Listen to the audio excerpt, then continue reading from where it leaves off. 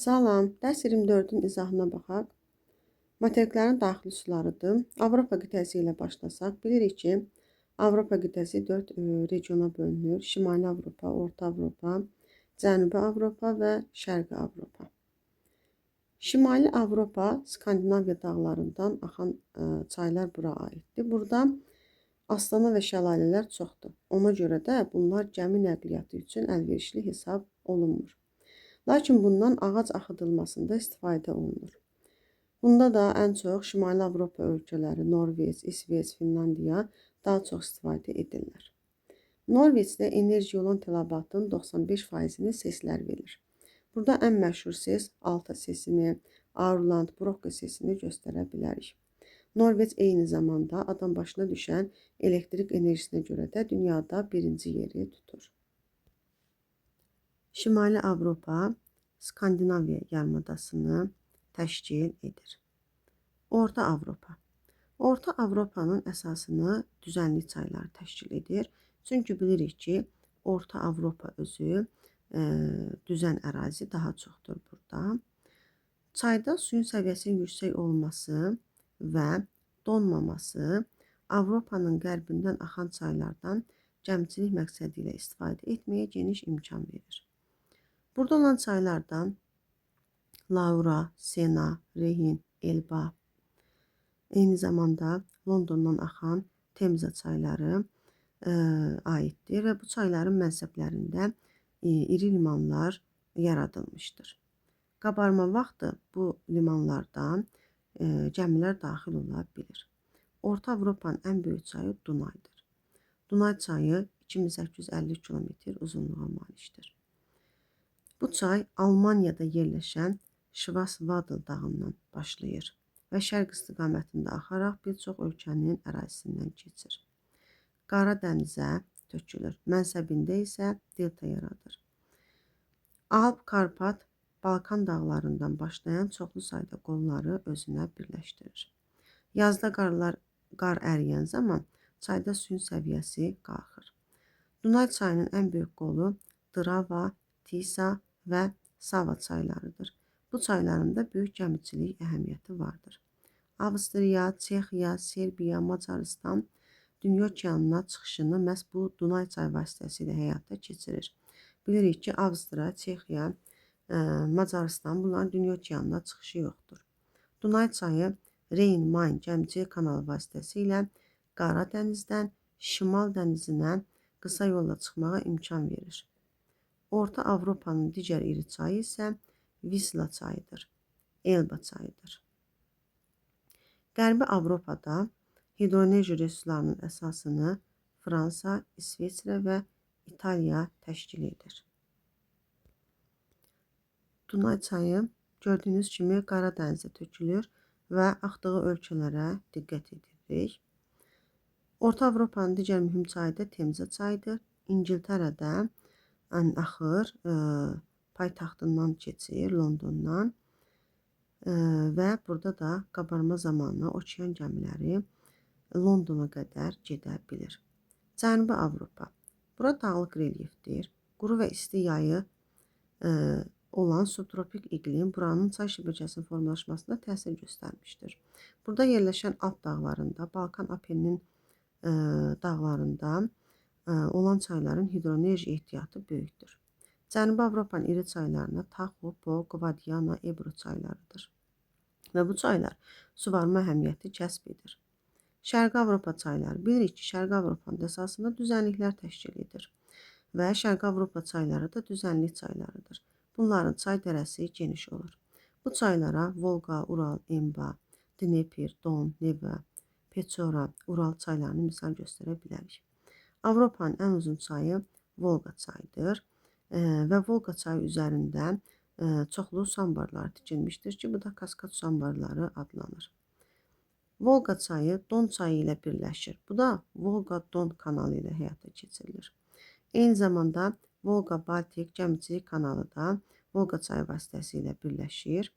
Volqa-Don kanalı Xəzər dənizini Qara dəniz hövzəsi ilə birləşdirir.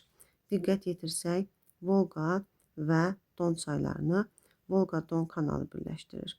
Xəzər dənizindən Azov dənizi və Qara dəniz arasında əlaqə yaradılır.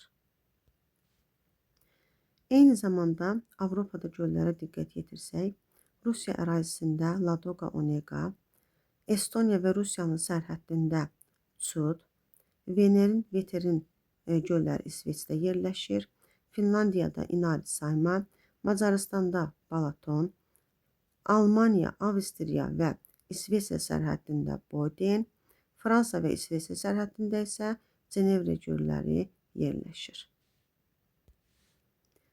Eyni zamanda Pireneya Apenninin Balkan yarımadalarında Kars gölləri də var. Bilirik ki, burada Kars relyef forması çox yayılmışdır. Ona görə də Kars göllərinə də daha çox rast gəlinir.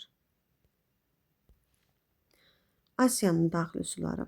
Asiya geniş ərazini əhatə etdiyi üçün müxtəlif qida mənbələrinə malik olan çayları da fərqlidir. Asiya regionu şimali, mərkəzi, cənubi, şərqi, cənub-qərbi olmaqla hissələrə bölünür.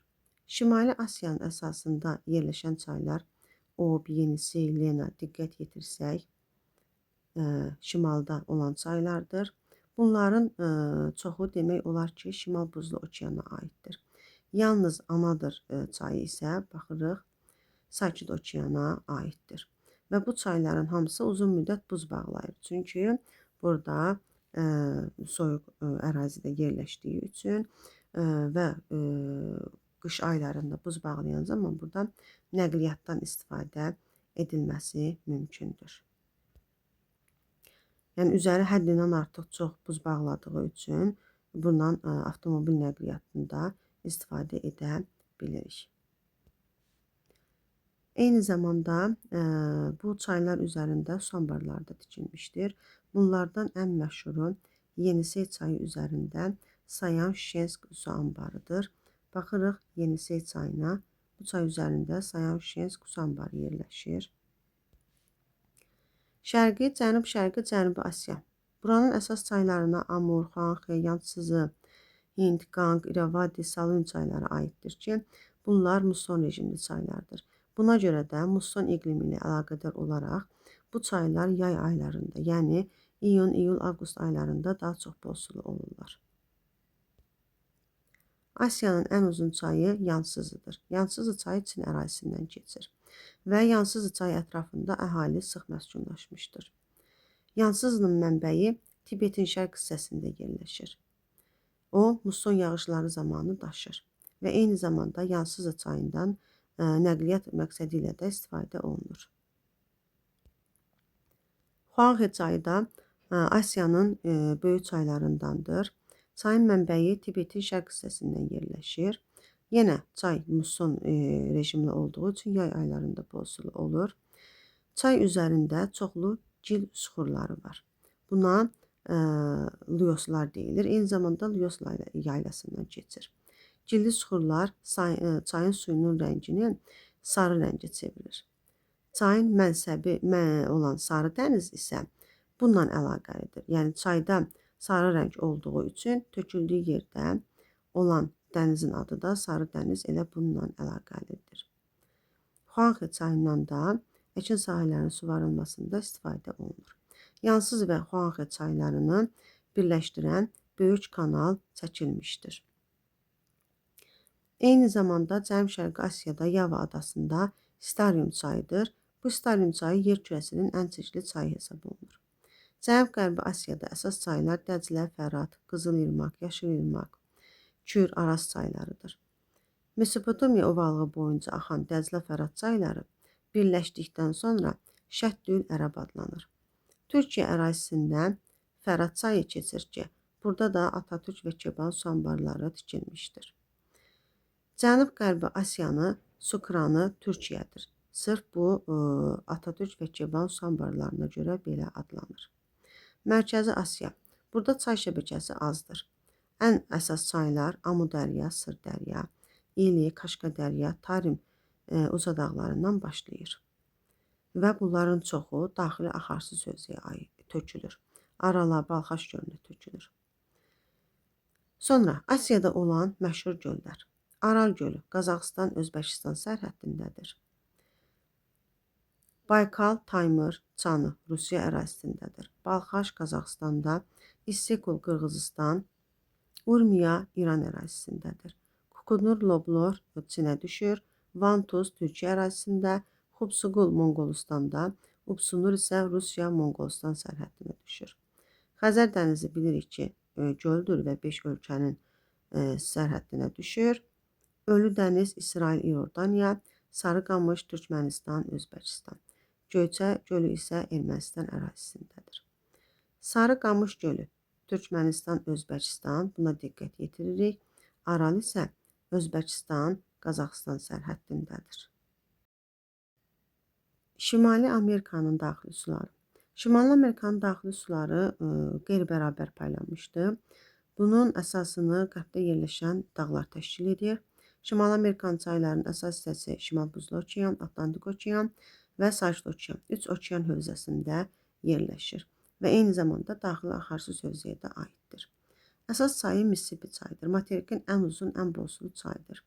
Mənbəyini mərkəzi düzənliklərdə Ataska gölündən götürür və Meksika körfəzinə tökülür. Mississippi suları böyük və mərkəzi düzənliklərdən, həmçinin Appalaç və Kordilyer dağlarından axan çaylardan yığır.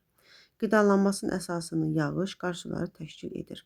Gəmicilik üçün əlverişlidir, suvarma əhəmiyyətlidir və axını tənzimlər. Yəni, axını tənzimlər dedikdə üzərində su anbarı tikilibdir. Özünə çoxlu sayda qollar qəbul edir. Ən mühüm qolu Missouri, Ohio və Arkansasdır. Müqəddəs Lavrenti çayı. Bunun böyük gəmicilik əhəmiyyəti vardır. O, böyük gölləri Atlantik okeanına birləşdirən ən qısa yoldur. Erie, Ontario göllərini birləşdirən Niagara çayı üzərində Niagara şəlaləsi yerləşir. Böyük göllər bu ərazilərdədir. Yuxarı Michigan, Huron, Erie, Ontario gölləridir. Atlantik okeanı hövzəsinin digər böyük çayı da ABŞ və Meksika arasında sərhəd təşkil edən Rio Grande çayıdır. Rio Grande çayı ABŞ və Meksika arasında sərhəd təşkil edir. Şimali Amerika arasında Sakit Okean hövzəsinə aid olan çaylar daha çox bol suludur. Yukon, Kolumbiya, Colorado, Fraser çayları Sakit Okeana aiddir. Bu çaylardan Kolumbiya, Colorado çaylarının böyük hidroenerji əhəmiyyəti vardır. Və bu çaylar üzərində Kolumbiyada Grand Coulee sesi yaradılmışdır. ABŞ-da ən böyük sesdir. Eyni zamanda Colorado çayı üzərində ən məşhur kanyon, Böyük kanyon yerləşir. Şimal Buzlu Okean hövzəsinə aid olan çay Makkenzi çayıdır. Öz mənbəyini Böyük Gölə gölündən götürür və Beaufort dənizinə tökülür. Töküldüyü yerdə delta yaradır.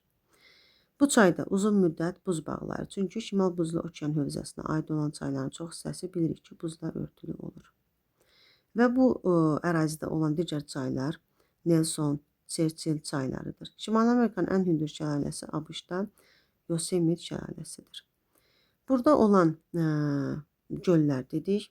Əsas göllər şimaldan cənuba Böyük Ayı, Böyük Gölə, Athabasca, Winnipeg göllərini misal göstərə bilərik.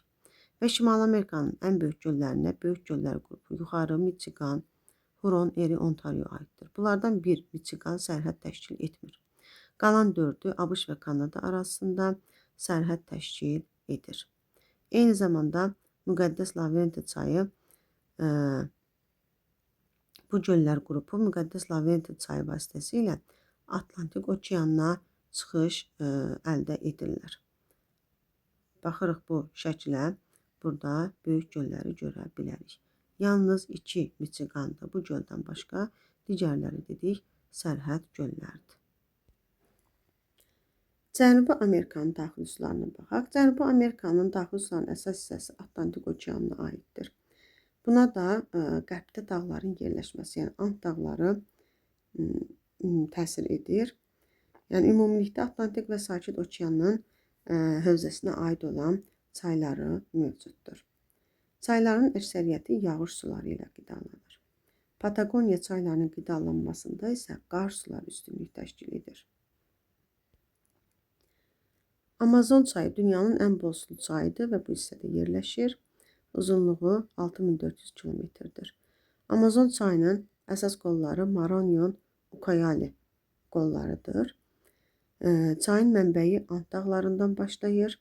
Əgər Ucayalidən hesablasaq, onda dünyanın ən uzun çayı Amazon çayı olar.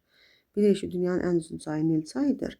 Amma Ucayalidən hesablasaq, Amazon çayı ən uzun çay olar. Amazon çayı ekvatorial iqlim qurşağında yerləşir. Buna görə də çayın sol qollarının şimal subekvatorial, sağ qollarının isə cənub subekvatorial iqlim qurşağında yerləşməsi onun bol sulu olmasına gətirib çıxarır. Eyni zamanda çayın ən böyük sol qolu Rio Negro, sağ qolu isə Madeira qollarıdır. Materikin digər böyük çayı Parana çayıdır. Parana çayı Paragvay və Uruqvay qolları ilə birlikdə hövzəsi daha çox təşkil edir. Parana çayının bolsulluq dövrü cənubun yay aylarına, yəni dekabr, yanvar, fevral aylarına təşkil edir. Eyni çay üzərində İqasi şəlaləsi yerləşir. Parana çayı Braziliya və Argentina iqtisadiyyatında rolu böyükdür. Çünki burada Braziliya və Paragvay sərhəddində Parana çayı üzərində İtaipu seyisi yaradılmışdır. Orinoco çayı mənsəbində delta yaranır. Şimal yarımkürəsində subekvatorial iqlim qurşağında yerləşir. Onun Çurun qolu üzərində dünyanın ən hündür şəlaləsi Anhel şəlaləsi yerləşir. Eyni zamanda materikdə laqun mənşəli göl Maracaibo gölü, eyni zamanda Ant dağlarında Titicaca və Popo gölləri yerləşir. Bir də burada materikin şimalında Maracaibo gölü var. Maracaibo gölü ensiz və Dayaz kanal vasitəsilə Venezuela körfəzi və Karib dənizi ilə birləşsə də bu göl adlanır. Yəni qapalı çökəkliyi olduğu üçün göl deyirik. Bu göl Cənubi Amerikanın ən iri gölü olub və Venezuelanın iqtisadiyyatına böyük təsiri var. Burada çıxarılan böyük həcmdə neft ölkənin gəlirinin əsas hissəsini təşkil edir. Gölə tökülən çay Catatumbo çayıdır. Boliviya və Peru sərhəddində yerləşən Titicaca dünyanın ən hündür gəmiçiliyə yararlıq dağ gölüdür. Bu göl çox yüksəkdə yerləşir. Buna görə də bunun suyu həmişə soyuq olur. Cənubi Amerika materikinin digər əsas göllərinə dedik ki, Popo, Patos, Mirin, San-Leçikas gölləridir. Yada salaq, San-Leçikasda ən aşağı nöqtəsi yerləşirdi. Afrikanın daxili suları. Materikin yerləşdiyi iqlim qurşağı onun daxili sularına əsas təsir göstərir. Eyni zamanda relyef də burada mühüm rol oynayır. Şərq hissəsi daha hündürdür. Ona görə də Atlantik okean hövzəsinə aid olan çaylar daha çoxdur. Yəni, qərb hissəsində çaylar daha çoxdur. Afrika çayları Atlantik okeanından Nil, Kongo, Niger, Senegal, Oranj və s. Hind okeanına Zambezi, Limpopo, Cuba və s. çayları aiddir. Daxili axarsız hövzəyə aid çayları da var ki, Şari, Okavanga çaylarıdır. Afrikada Kongo çayı yerləşir. Kongo çayı ekvatoru 2 dəfə kəsmiş çaydır. Ekvator xəttini 2 dəfə kəsmiş çaydır. Eyni zamanda burada Nil çayı yerləşir. Dünyada ən uzun çay dedik Nil çayıdır. Nil çayı öz başlanğıcını ekvatorial ərazilərdən götürür. Geniş hissədə subekvatorial enliklərdən keçir və tropik səhralara çıxır. Burada nadir hallarda yağan qısa müddətli leysan yağışlar dərələrə dolur. Az sonra su və quma hopur və ya buxarlanır. Qurumuş çay dərələri, yəni vadilər yaranır. Materikdə olan çayların çoxunun hidroenerji ehtiyatı var. Burada Kongo çayı üzərində Stanley Livingstone şəlaləsi, Zambezi çayı üzərində Victoria şəlaləsi yerləşir. Cənubi Afrikadan axan Tugela çayı üzərində eyni adlı Tugela şəlaləsi yerləşir. Nil çayı dedik materikin ən uzun çayıdır. Ağ Nil, Mavi Nil, Atbara kimi qollardan ibarətdir. Öz başlanğıcını Şərqi Afrika yaylasının ekvatorial iqlim qurşağından, yəni Ağ Nil adlı hissəsindən götürür və Nil çayı Sudanın paytaxtı Xartum şəhəri yaxınlığında Efiopiya yaylasından mənbəyini götürən Mavi Nilə qovuşur. Nil çayı üzərində Nasir ya da buna Asuan deyə bilərik, su anbarı tikilmişdir. Victoria su anbarı eyni zamanda var. Çayın yay aylarında bol sulu olmasının səbəbi əsas qida mənbəyinin ekvatorial, subekvatorial iqlimə aid olmasıdır.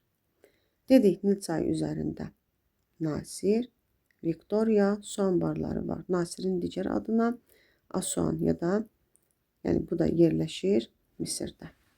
Kongo çayı dedik, Afrikada ikinci bol sulu çaydır. Eyni zamanda bol suluğuna, hövzəsinin sahəsinə görə əsas götürülür. Uzunluğuna görə ikinci olsa da, bol sululuğuna görə birinci çaydır. Ekvator xəttini Zair qolu ilə bərabər 2 dəfə kəsib keçir. Afrikada əsas seçilən çaylardan biri də Niger çayıdır. Sonra var burada Zambezi çayı. Zambezi çayı Hind okeanına tökülən əsas çaylardandır. Kariba, Cabora Bassa su anbarları mövcuddur. Su anbarlarına diqqət yetiririk. Zambezi çayı üzərində Kariba, Cabora Bassa su anbarları yerləşir.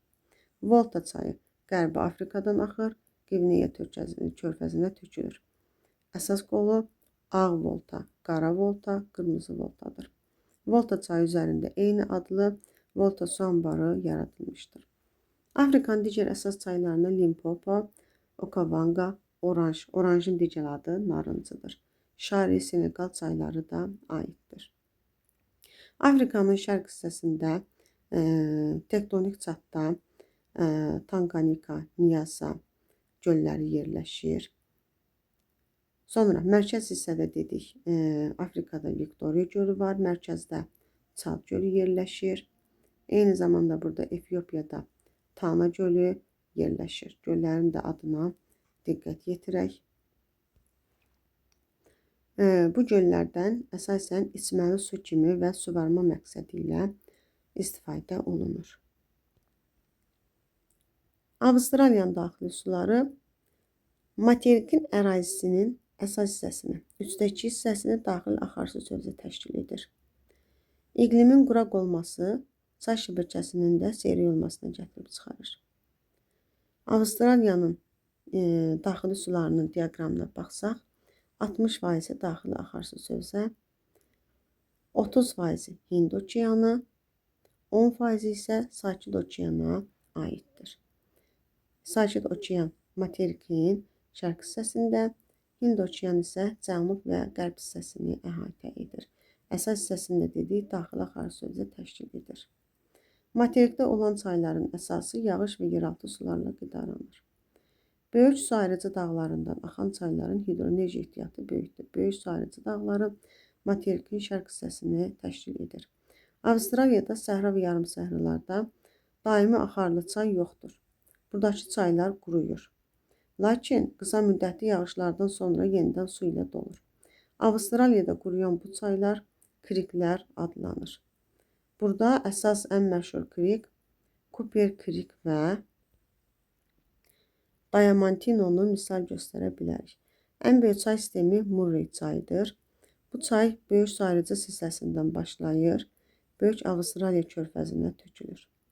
Uzunluğuna görə Murray çayı Darling çayından daha qısadır. Lakin Murray Darlingdən kifayət qədər bol sulu olduğuna görə Murray'i əsas çay götürürük. Avstraliyada yerləşən göllərin çoxu axarsız və duzlu göllərdir. Burada Eyir mərkəzi hissədə yerləşir, okean səviyyəsinə 16 metr aşağıdadır. Burada çoxlu sayda kriklər var. Sonra Eyir North və Eyir South gölləri Eyir gölünün ətrafında yerləşir. Yəni Eyir gölü Eyir North və Eyir South göllərindən ibarətdir.